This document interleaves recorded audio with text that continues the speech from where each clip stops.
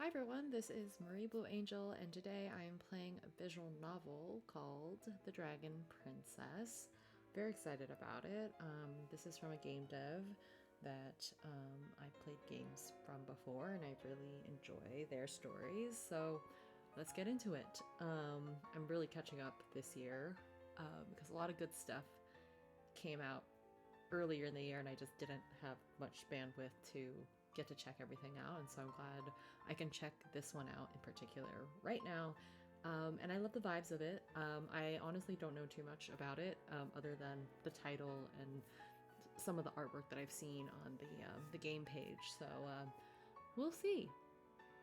But I've never been disappointed by this game dev's stories, so I know that it's going to be a real fun one. Alright, let's just get into it. Oh, okay. Just want to make sure that I'm hearing things okay on my headphones. Oh, okay, before a wedding. Our beautiful main character doesn't look happy though, so why? What's happening? On the night before her wedding, Princess Amaia's heavy tears left wet trails on her cheeks.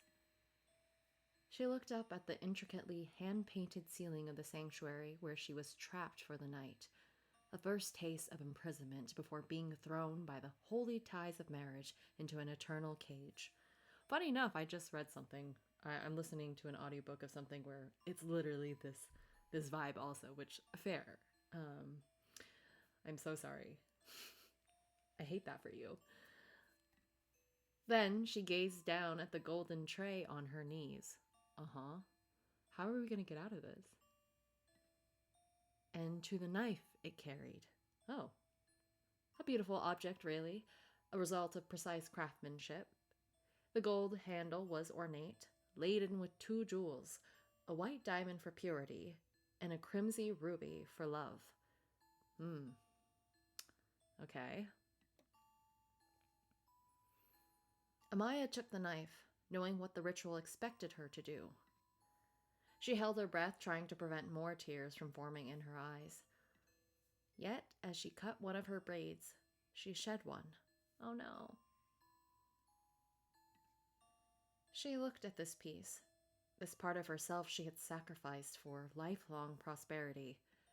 She then turned her attention to the flame, burning sternly, undulating in the dark night, trapped in its cage, and yet ordering Amaia as a master would. Obediently, she approached it, her braid still in her hand. Okay, so some sort of ritual that we're doing. We don't seem to want to be here, so that's unfortunate. I will say, I did see that there are no choices in this visual novel. It's just a kinetic story, so I'm just kind of here along for the ride, and as per usual, giving my commentary to it.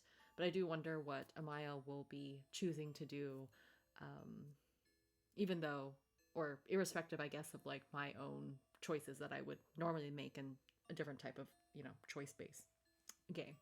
But anyways, I'm getting ahead of myself. I do like also the outfit. Like I like the little details on the veil and on the dress. I wonder if that's like embroidered.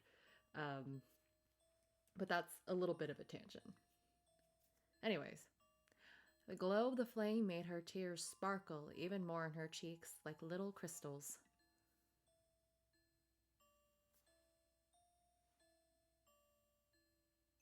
Who's saying you look beautiful when you cry? You look beautiful when you cry. She remembered those words from Isaiah, her future husband.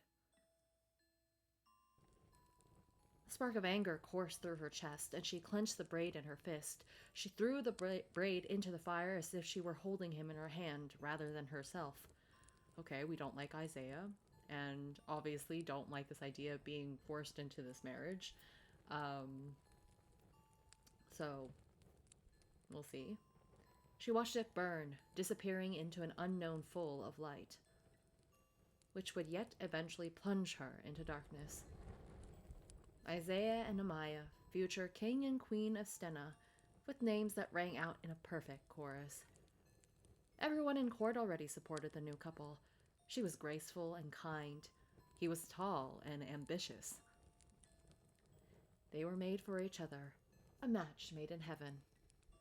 He was going to be the man who would lead the country to unexplored heights. She was going to be the good woman taking good care of him to allow him to do so. A natural order of things, and Amaia would have gladly accepted the caretaker role. If she didn't hate him. I mean, that we kind of knew that with the way the inner thoughts are going in the narration. Isaiah was arrogant, constantly narrating his exploits and prowesses in an uninterrupted flow of words of which he was the only topic. Ugh, hate people like that. Never a word for the knights who accompanied him. Never a thought for those who died to bring him to glory. Oh. Never even a glance at the soul of the people he was talking with. Ooh, can't connect. He's definitely seems to be just about himself. We don't like that. Even when he was courting Amaia, Isaiah would only talk about how beneficial this union between their kingdoms would be, how much of a good leader he was going to be, and how good an example he was going to set for their future sons. He never once acknowledged Amaia. Amaia would be an actual part of this future he envisioned, as if she were one more servant to live in his shadow rather than his partner. She also thought of... Of what? I want to know. Tears flooded her eyes. The thought was too painful. She looked at the smoke forming as her braid burned. She had to make a wish. A wish that the smoke would carry to the heavens. A wish for a prosperous marriage, a wish for Isaiah's success. Such was the tradition. Amaia joined her hands. I wish.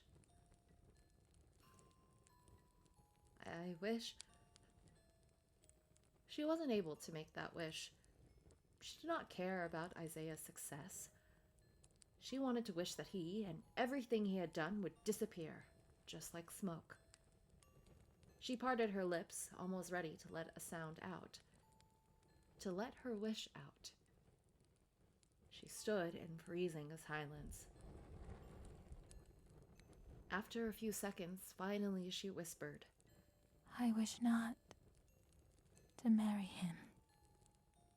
Yes, and I wish, I know your wish is going to come true. Okay, that's so fair. I'm rooting for you, Maya. Okay, let's see how this turns out.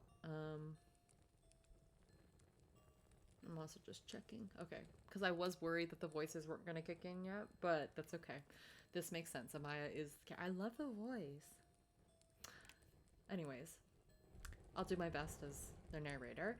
Almost inaudibly, as a prayer to herself, knowing her only interlocutor would be the same cold, implacable silence that had reigned for centuries in this old temple. Maya tried to gather herself before the fire disappeared to make the wish she actually had to make. Once again, after a few seconds, she murmured, I wish. A rumble interrupted her. Oh. Amaia immediately looked around, trying to find the source of the noise, which seemed to be so far in the distance, and yet so close. Another one. She furrowed her brows. What was going on? The princess raised her head, and her eyes widened with terror. What she perceived was beyond her imagination, so much so that she couldn't even believe it with her own eyes. A dragon was flying over her. Oh, that's where all the rumbling's coming from. A long, slim, almost snake-like dragon, which was yet roaring like a lion. Before Maya could process the situation, the creature grabbed her in its claws. Oh, what is going on? Amaia could barely move. She only managed to tilt her head enough to see the temple crumbling, turning into ruins. Yet as she reached heights she never thought she would reach. The princess fainted. I mean, I guess, you wish not to marry the guy. You didn't really specify how, so I guess this is where the dragon comes in. Okay, we're gonna wake up. We'll be fine. Ooh. Ooh, okay, now there's a piano. a tower, a sunset, or maybe a sunrise out the window. Ugh. Amaia opened her eyes with difficulty, her head reeling with exhaustion and pain. Also, I don't think I've said it, but I really like the art style of this. And Amaia, I love her character design. It's so cool to see so far. And obviously, this is more like the second sprite, or the second like version of her character sprite, which is really fun to see. Anyways, she put her hand on her forehead. She wasn't too hot. At least I'm not sick. After this constestation, the princess took in her surroundings. She didn't recognize the room. It looked like some sort of bedroom. At least that's what she could guess, considering she was in a bed. The bricks of the wall looked old. However, there was a lot of light coming from the huge window. Blinded, Amaia wondered if she had reached the shores of the afterlife. The smell of some warm pumpkin soup wafted to her nose. When Amaia turned towards the smell, she saw it. It? Oh. Cute.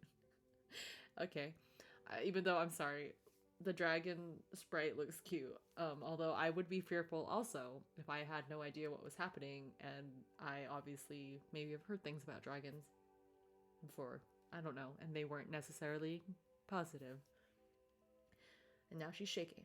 The dragon who kidnapped her, standing on its legs, holding the bowl, with what Amaia supposed was a smile on its face.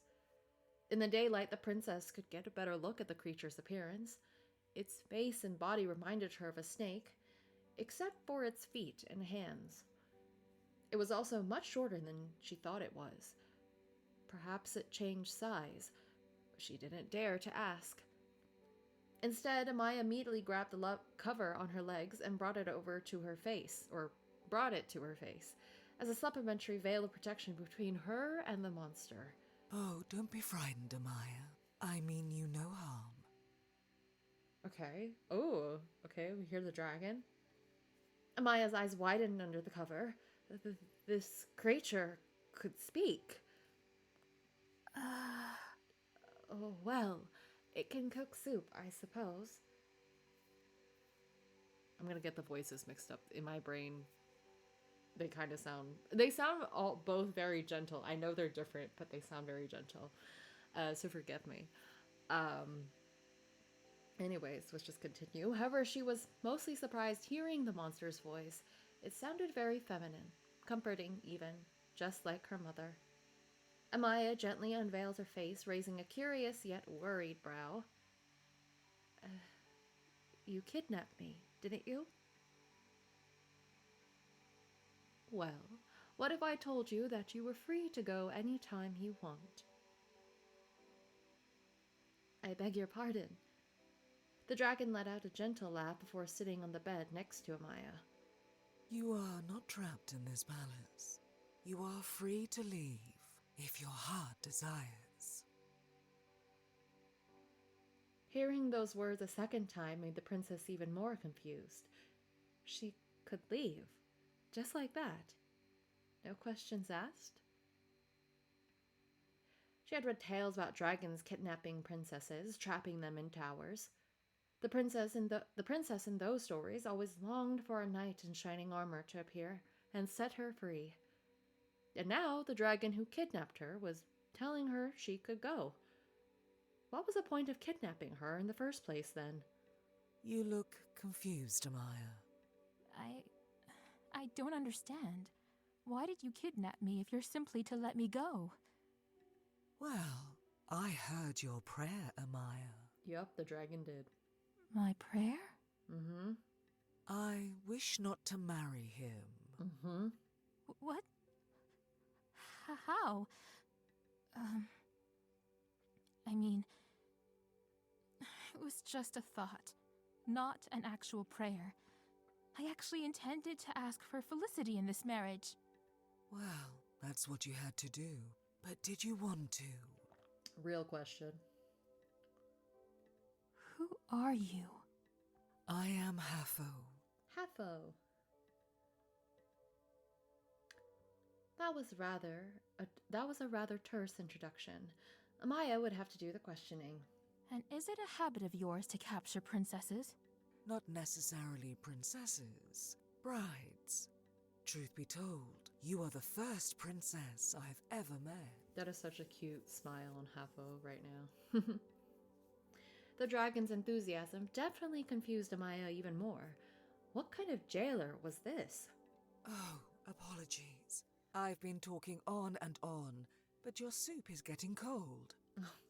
Cute. Everything must be a lot to process right now. I'll just leave you be. Feel free to explore this tower, and if you really want to leave, then leave.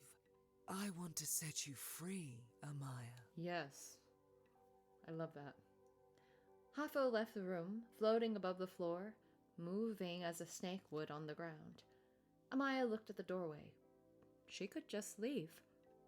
Leave the bed, run away, go back to her kingdom, and marry Isaiah. She lowered her head.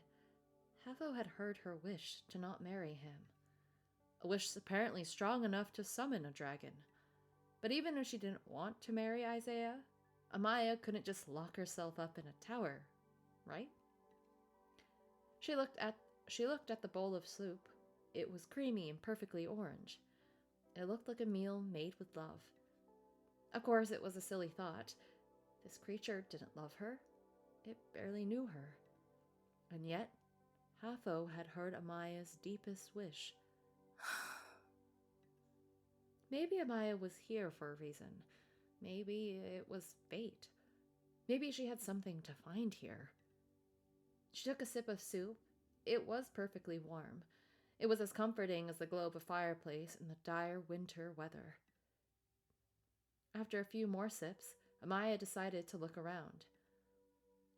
I do wonder what at the end of this is going to be Amaia's decision, or kind of what will happen. I would assume, because I'm assuming that the church or the temple that Amaia was stuck in was destroyed to some degree when Hafo got Amaia. So it could be maybe like Isaiah and other people would assume that she's gone, maybe killed, but there's no body, and maybe they would track down Hafo, which would be bad, obviously, because then they would probably try to kill Hafo, most likely. So we'll see.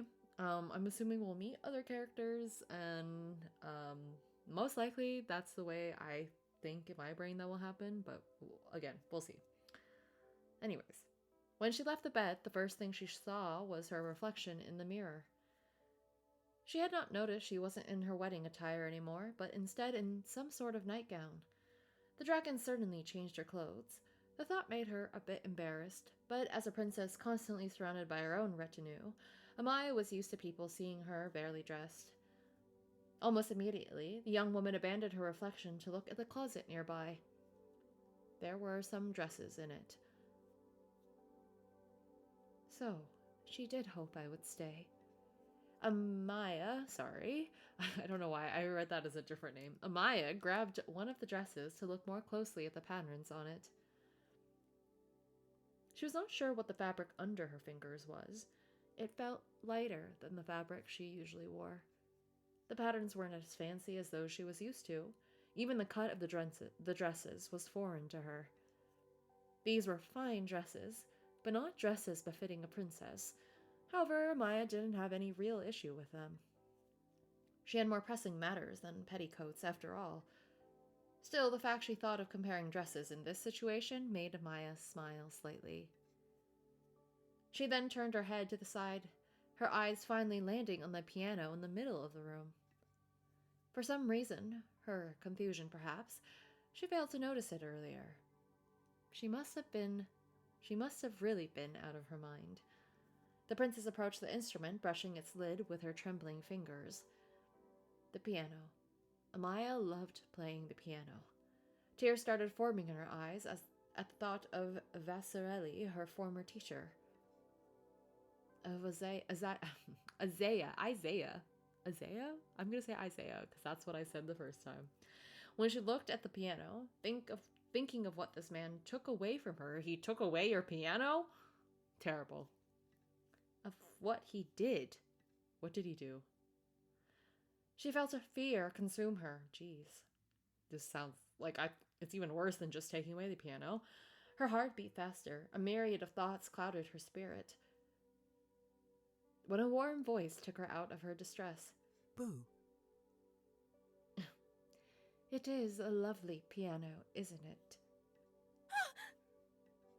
The princess shouted, unsettled by the dragon's unexpected presence. Hadn't she just left? Sorry, I tend not to make noise when I fly. Do not worry, it's fine. So, you are interested in this piano? I wouldn't phrase it that way. But I used to play the piano, yes. Really? Really? What a coincidence, then. A coincidence? You mean you didn't place the piano here on purpose? How could I have known you enjoy playing the piano? The same way you knew about me not wanting to marry. Amaia couldn't bring herself to pronounce his name. Halfo smiled in compassion, putting her tail on Amaia's shoulder. He took it away from you, right? Yeah, why the hell would you do that? That's rude. What? The piano. He's the reason you're not playing it anymore. Mm-hmm. How do you know? It's always the reason brides are unhappy. Their husbands try to control them. Mm-hmm. Play the piano, Amaia. You can't let him take this away from you. True that. Amaia looked at her enigmatic jailer with puzzlement. She shook her head. It's not like that. I'm... Under the dragon's benevolent gaze, Amaia could feel tears accumulate in her eyes. Why was she crying? She wasn't with Isaiah anymore. And had she been, he never harmed her. He didn't tell her not to play the piano. And yet, somehow she knew he would eradicate every aspect of her life that wasn't connected to him. That she would have to devote her soul and body to his whims, his arrogance, his pride, until he didn't need her anymore. But even so, he wouldn't set her free. He would just get rid of her. Such was the cruel fate of the Princess Estena, married against her will to a tyrant. Without a second thought, Amaia threw herself on the bed, bursting into tears. It's so unfair. It's so unfair. But even in total secrecy, beholden only by Hafo's supportive eyes, the princess didn't dare to even whisper those words. Although it was unfair, more than unfair, it was most unfair. Hafo gently approached Amaia's bed before tapping her captive's back. This is fine, Amaia. It is okay to cry, to be frustrated at the situation. I would be too. Same. But here, you are free because you have a tower of your own. Woo! Free? Was freedom being trapped in a tower with a piano? Well, she could leave, but where? To yet another prison? Freedom certainly was nowhere to be found, and Amaia was certain she was doomed to being captive to one dangerous monster or another. Although one is at least not controlling, she thought. Then she sobbed herself to sleep, as Hafo gently patted her back with her tail. Oh, Isaiah, you have returned. Do you have any news? Okay, we're the princess. We're at Stena. That's where we are. I'm assuming Horatio's on the right. Actually, no. Well, Horatio did come in from the right, so I'm assuming it's Horatio, and I'm gonna assume that this one's Isaiah. Oh my god, I already forgot what they said, and they were just telling me. Let me skip back. Oh, Isaiah, You have returned. Do you have any news? It is Isaiah. Okay, great. The Regent King of Stenna asked, rushing to the man he hoped would still be his future son-in-law.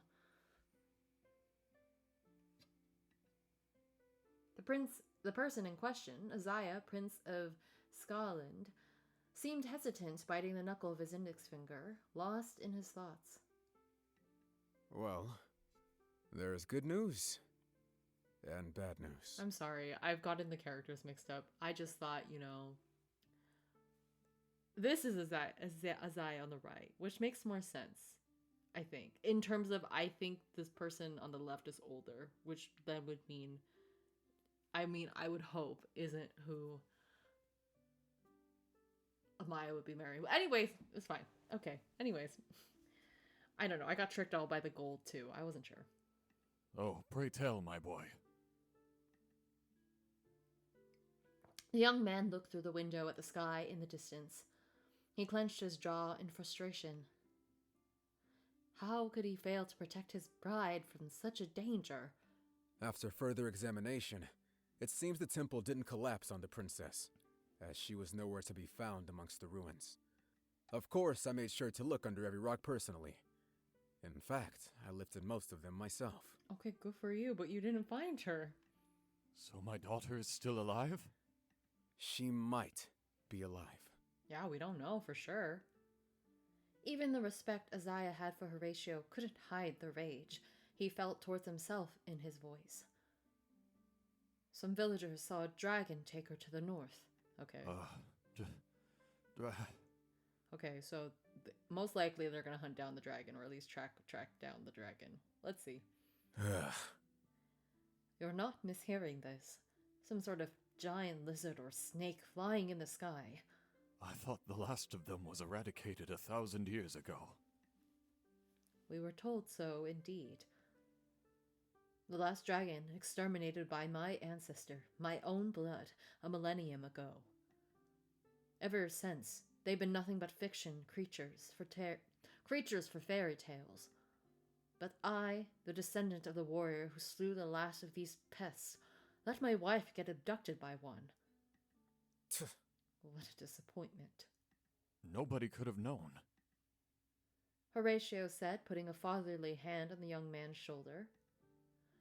Isaiah let out a long sigh of displeasure and frustration. Why didn't he hear anything last night? Why didn't he rush to the temple and save his bride? Wasn't the point of this wedding to bring protection to Stenna once he became its ruler? And yet he failed to even protect what was his. I hope my little girl is alive. I can't bear losing her. Not after her mother. The old man's brows furrowed, a sigh charged with the sorrow of the years punctuating his sentence. Do not worry. It won't happen. She won't die. I won't allow her to die. Isaiah, I really hope your determination reflects the truth. Who knows what this dragon could do to her? She is your daughter. She is my wife. She won't die. The character expressions I really appreciate also. Really gets me immersed into the story a bit more. The fire of determination burned in Isaiah's ruby eyes, a fire that put an emotional smile on the old man's face. He energetically tapped Isaiah's back. I am so happy I entrusted you with my daughter. She'll be safe with you. Yes, and I'm leaving right now to find her and retrieve her. What? I failed to protect her yesterday, but I am a man who corrects his mistakes. I will go up north and find your daughter, wherever this monster holds her captive. Wait, Isaiah. No, this isn't the right idea. Horatio tried to stop the young prince with his hand, but the muscular man turned to him, his eyebrows furrowed with fury. It is the only idea. We have to find her now, don't we? It's my duty. How is anyone supposed to entrust me with anything if I can't even protect my wife? What will your people think? Please, think of them, Isaiah. wherever Amaia is, if she's not home. The king didn't manage to utter the word. My daughter is dead was too heavy a sentence to pronounce. He shook his head as if to erase the thought. I mean, if we are to never find her again, my people need a ruler before I'm gone. I don't have another child. Aside from my darling Amaia, you're the closest thing I have to a child. I'm counting on you. Stena is counting on you. Stena. Scotland is counting on you. Amaia? I know, and trust me, if it were up to me, I would rush to the north and beg this dragon to take me or kill me if it means I could save her. But you have no idea how merciful this creature is. You don't know how strong it is.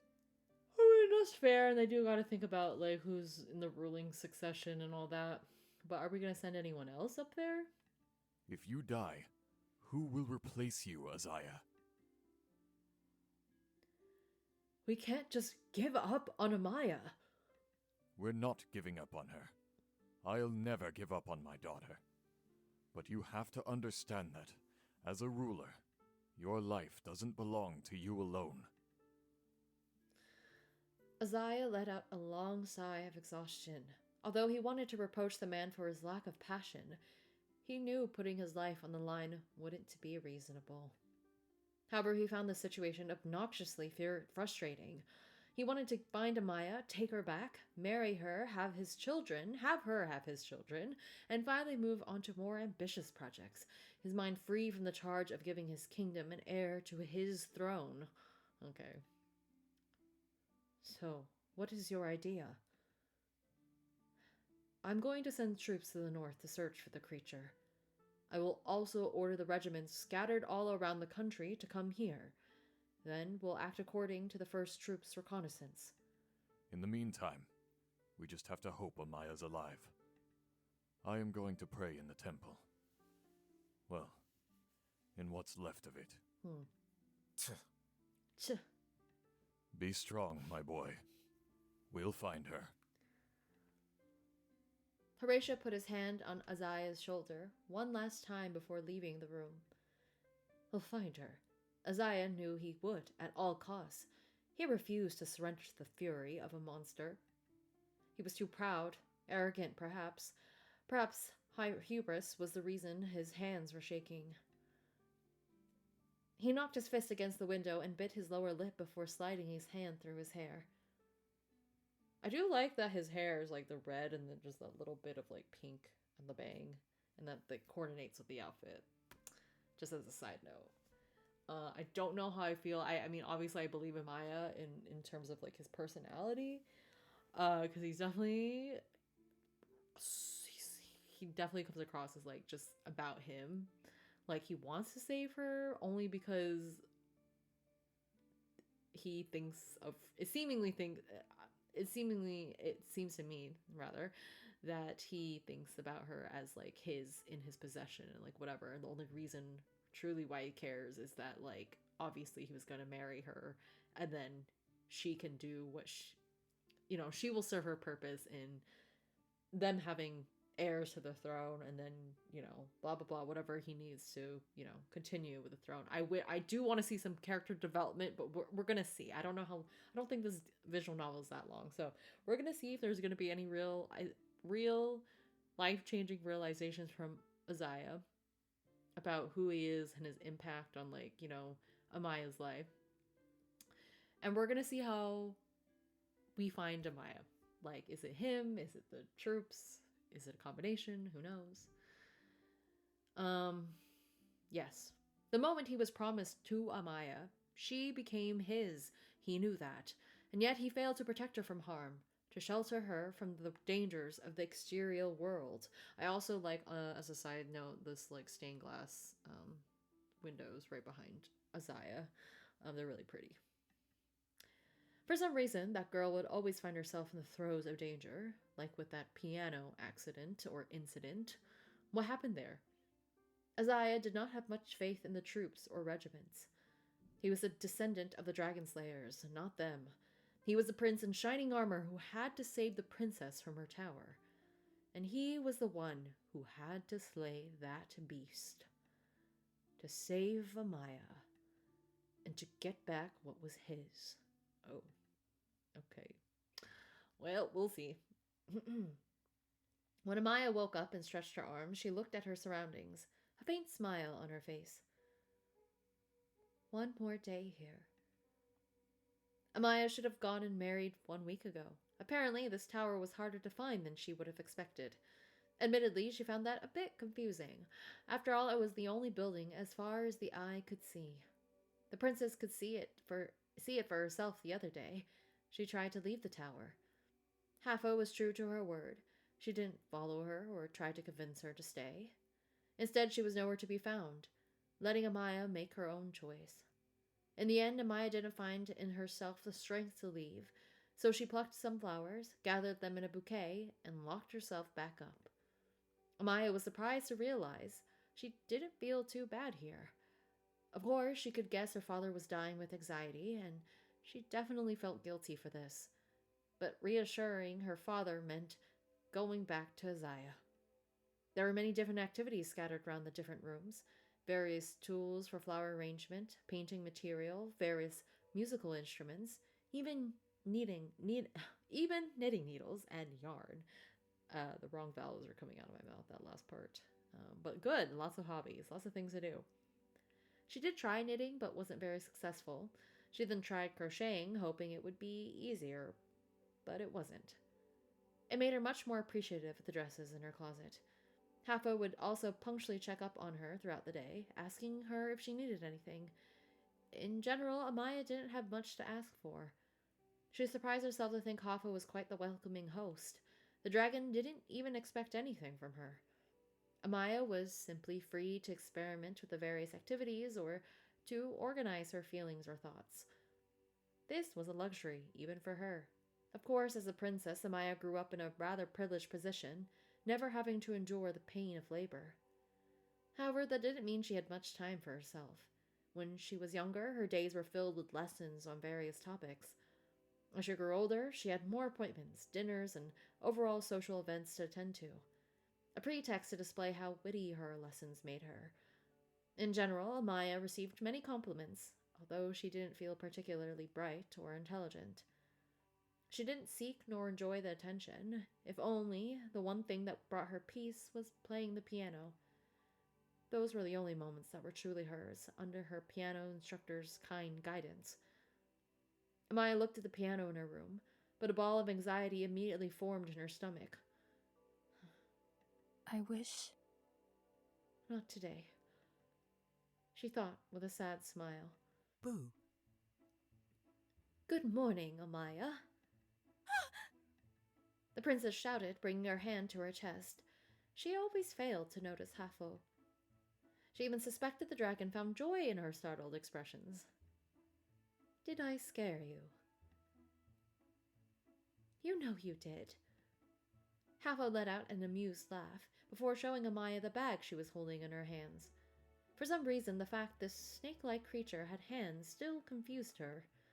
Fortunately, those hands, for lack of a better word, were retractable, so Amaia did not have to see them all the time. I gathered some hazelnuts. Would you like to join me? I'm baking a pie for breakfast. Yes. Oh, why not? Let me get dressed. Of course. Oh, cute. They're going to make a little pie. I love that. Okay. Hafo immediately left the room, giving Amaia some privacy. I am curious. I'm sure we'll learn about the piano incident later, but I am curious what happened.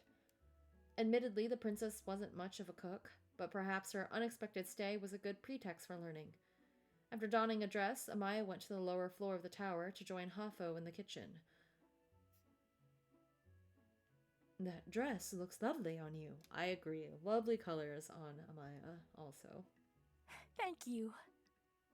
Without wasting one more second, Amaia rolled up her sleeves, washed her hands, and turned to the dragon. You can do it. You'll see. The preparation of the pie isn't very long for this.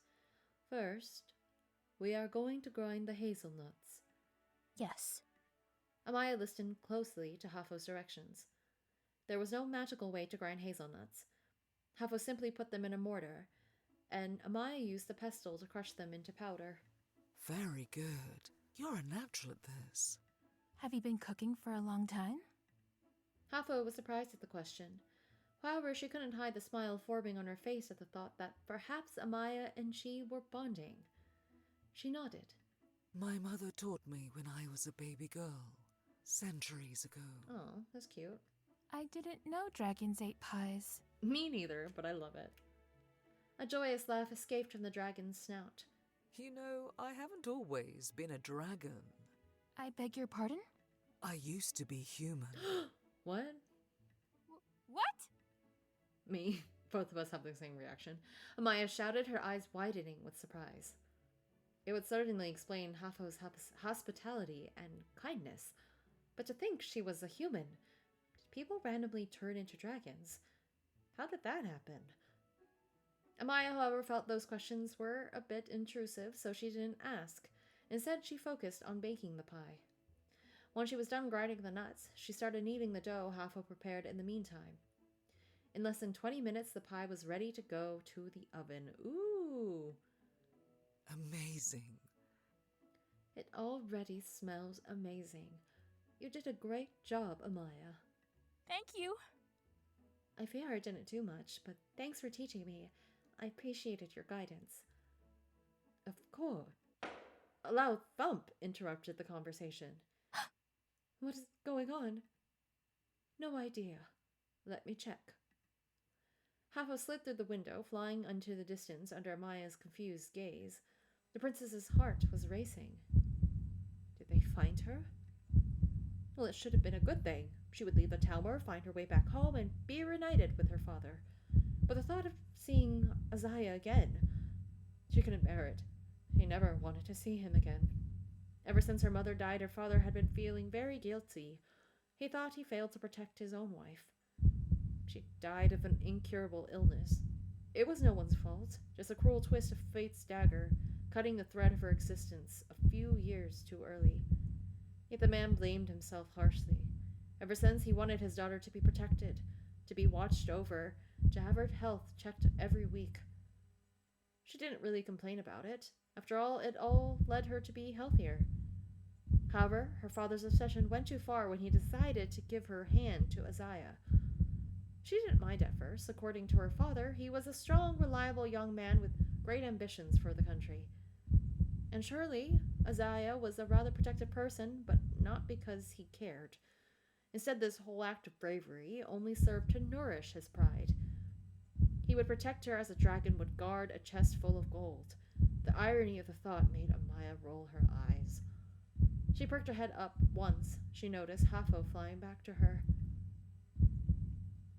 Soldiers are coming towards us, certainly to get you back.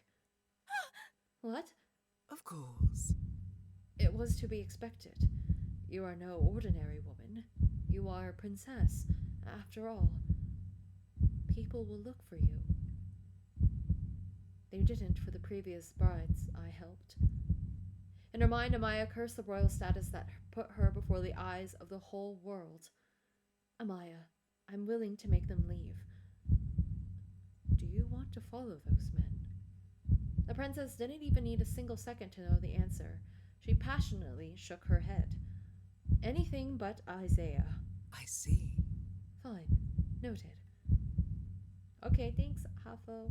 Hafo immediately flew away, leaving behind her a confused Amaia. Ooh. The maiden immediately rushed to the window. Her braids floated in the gusts of wind. Somehow the weather seemed to announce her future anguish. She looked up at Hafo, and Amaia's eyes started to tremble. What was happening was beyond her comprehension. The dragon, usually human-sized, was now immense, even bigger than what she remembered when she was abducted from the temple. The gigantic creature spoke with an intense, threatening voice. Beware, soldiers! I am the dragon who keeps the princess captive, and I will never, ever let her go. Yeah, go Hafo. Whoever approaches will meet certain death. Ooh, yeah, scare them off. Amaia's heart skipped a beat. Death. She didn't think of death. She didn't even think of the consequences. Sure, she didn't want to go back to Amaia, but at the cost of a life? No, dozens even. No. Hafo was nice and kind. She was bluffing. She wanted to frighten the soldiers. Some of the soldiers appeared a bit worried, but once their general shouted, they all rushed towards the dragon. That was when the massacre happened. Hafo let out a fiery breath so hot and powerful that even Amaia was thrown to the back of the room, her head knocking against the wall. Ouch. Quickly, Amaia rushed to the window. Ooh. And her eyes widened in horror. The blossoming, colorful flowers all turned to black dust. Corpses scattered around the tower. The remaining soldiers running away, screaming in terror. And Hafo, floating above this disastrous painting, stern and cold. Amaia brought her hand to her mouth, gasping at the atrocious spectacle. Her eyes flooded with burning tears. Her chest hurt. Her whole body trembled with disgust and despair. It did not happen. She was having a nightmare. She should wake up now. After a few minutes, Hafo, who turned back to her usual size, appeared before her. Amaia. Are you all right? You are safe now. They won't take you. You can breathe.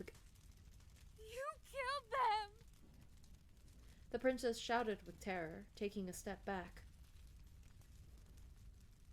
I did. And yet you are still so serene about this. Well, they were threatening to slay me. What else should I have done?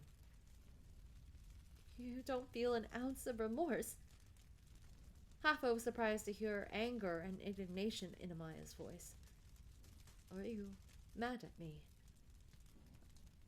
I don't know. Why didn't you tell me sending them away meant murdering them? Would it have changed your decision? Of course. I don't want blood on my hands. They aren't on yours. They're on mine. But for my sake?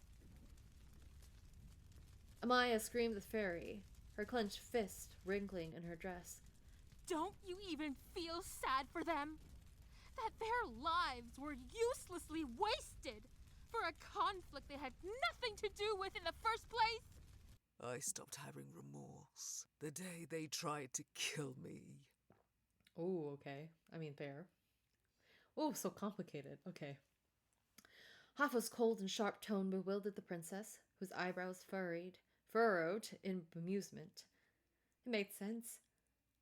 Amaia didn't know much about Hafo's past. A woman doesn't turn into a dragon for no reason after all. Still, this reply didn't dry Amaia's eyes, nor did it lift the weight from her heart. Hafo looked sorry for a brief instant. However, she quickly left Amaia alone in the kitchen, lost in her thoughts. The smell of smoke made the young woman turn her head towards the oven. The pie was ready, possibly even burnt. Amaia mindlessly turned the oven off, took the now charcoal black pie out of it, and without even tasting a slice. She slowly walked to her bedroom, already exhausted. It wasn't even 9 in the morning. When she reached the bedroom, she fell onto the bed, the tears in her eyes now rolling across her whole face. Hafo. Not that Amaia feared Hafo could ever hurt her. If anything, she murdered people for her stake. But it felt wrong. She shouldn't have done that. And yet, had she not, Amaia would have been brought to a far worse fate than death. Being Azaya's spouse. Couldn't a battle be proper? Did she really have to fight for her own survival? Did things have to be like this? Everything was complicated. Too complicated. So complicated. Even her thoughts were little tyrants, torturing her heart furthermore. Yet before she realized, Amaia fell asleep, feeling from reality into, hopefully, into the realm of dreams. What happened to the piano teacher? We're about to know, okay? I am very curious about what's happening with the piano teacher. It seems like my guess is that he's dead. Or they're dead. We don't know. we'll see, because it has something to do with Isaiah too, so we'll see. Wonderful work, Your Highness. That was absolutely splendid. The middle-aged man's compliments put a light smile on Amaya's face. You are being too kind. We've been practicing this sonata for weeks. And most students don't master it in weeks. It takes months, even years for some. Which is, of course, fine, to each their pace, after all. Piano teachers have the reputation of being strict and rigid, not to say particularly harsh on the students who fail to meet their otherworldly expectations. Well, Vassarelli proved them all wrong. He would instead adjust his expectations to the student to make sure they always feel supported in their practice. Oh, that's so lovely. I love teachers like that. A benevolent soul helping future pianists grow their talent so that they could someday bloom. I like her outfit too. They're nice and flowery. Amaia adored him, as he was a truly kind man, a second father almost. But you are really something else, Your Highness. You are just a flatterer. Have I ever flattered you? Have you already forgotten how much I've been torturing you with this piece? Amaia replied once more with a smile. Smiling was so natural with him. Vassarelli was a kind teacher, yet an ambitious one.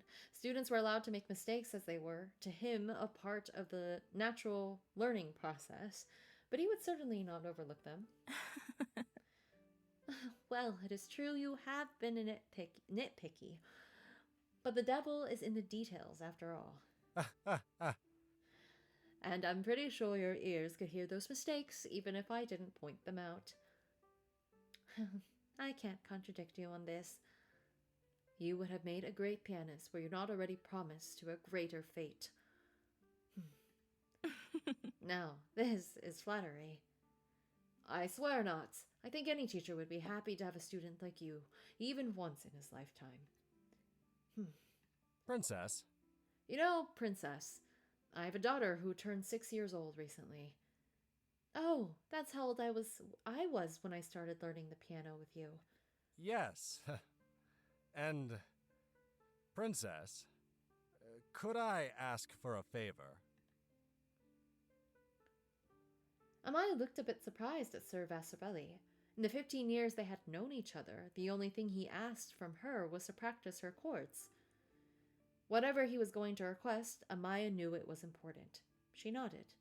Your wish is my command. It's not a command, Your Highness.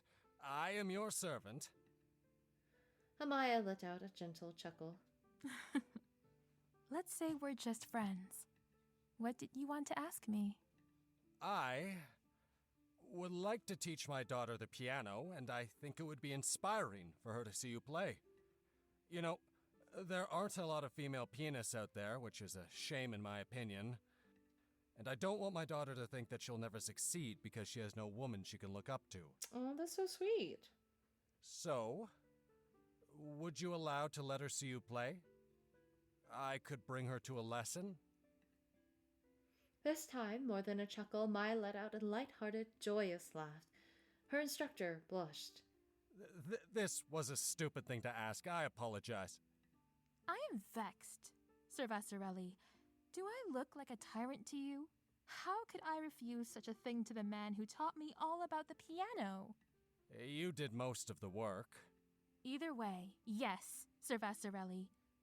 Feel free to bring your daughter or any of your students to our lessons. Even boys, if you think they can learn something. A great smile appeared on Vassarelli's face. Thank you, Your Highness. Oh, that's nice. Don't mention it. I'm happy to repay you for all you've done to me. Oh, 5 o'clock already. I'm sorry, Sir Vassarelli, but we have a reception to prepare for the wedding and... Princess? Of course, Your Highness. I wish you a great day. Thanks, you too. See you tomorrow. The older man bowed to the princess, who gently waved her hand before leaving. Her, an inspiration to the youth. She wasn't certain she deserved the title, but hearing it sure made her feel good. On her way to the reception room, she met... Oh, Isaiah, good afternoon. Why are you out your fiance? Hello? Good afternoon. He replied with irritation in his voice. Amaya's brows furrowed in worry. Is everything all... They are waiting for you. Do not mind me. He pronounced those words with the same frustration as before. What was wrong with him? Amaia rolled her eyes at him. He wouldn't even let her finish the sentence. The simple expression visibly irritated the man in front of her. Amaia sighed. You're rolling your eyes at me? Do you think I'm one of your servants? Apologize. Now. Amaia looked at Isaiah with disbelief. Was he being serious? He could speak to her with unjustified irritation in his voice, interrupt her even, but she wasn't allowed to roll her eyes. She would usually have apologized and moved on with her day, but for some reason, on that day, Amaia would make a decision she would regret. She would not obey. I am not continuing this conversation. Have a nice day, Isaiah. The man clenched his jaw in frustration. The princess, without allowing him even a single second to move and block her way, left him behind. Without noticing, Isaiah was gazing at the music room. Thank you. Hello? New character? Okay, so... yeah, that was a lot. I mean, I totally believed Amaia when she was like, Isaiah's not what he says he is. And also that he's terrible. Because honestly, yeah. Definitely seems like the type. Like, he's a bit like he knows how to play his part with other people. So it comes off that he's like this really cool guy and like whatever. But he's really not a cool guy. Like, he's not kind at all. And I hate that for Amaia. And honestly, I get it why you would run away.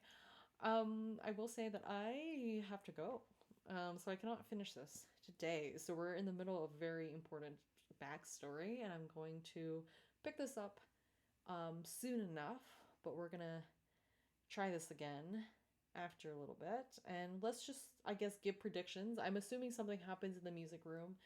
Either something gets on fire, maybe Vassarelli dies, maybe I'm thinking very horrible things only because of Amaya's like reaction to seeing the piano earlier with Hafo and everything. So we'll see. I hope it's really not that bad, but honestly, given her reaction to the whole thing and kind of her hesitancy and like really thinking about it at all, even in this like, in that first part of the story, makes me think it's pretty bad. So anyways, I hope you're enjoying The Dragon Princess. I certainly am. I believe I'll be able to finish it up the next video. But let me know in the comments what you think so far. What are your predictions? Do you think Amaia's gonna stay in the tower, go somewhere else, go back to her kingdom, etc., etc.? I'd love to know. And if you like the video, please press the like button. And if you'd like to see more of The Dragon Princess and other playthroughs of indie visual novels here on my channel, then feel free to subscribe. Anyways, have a good rest of your day. Bye!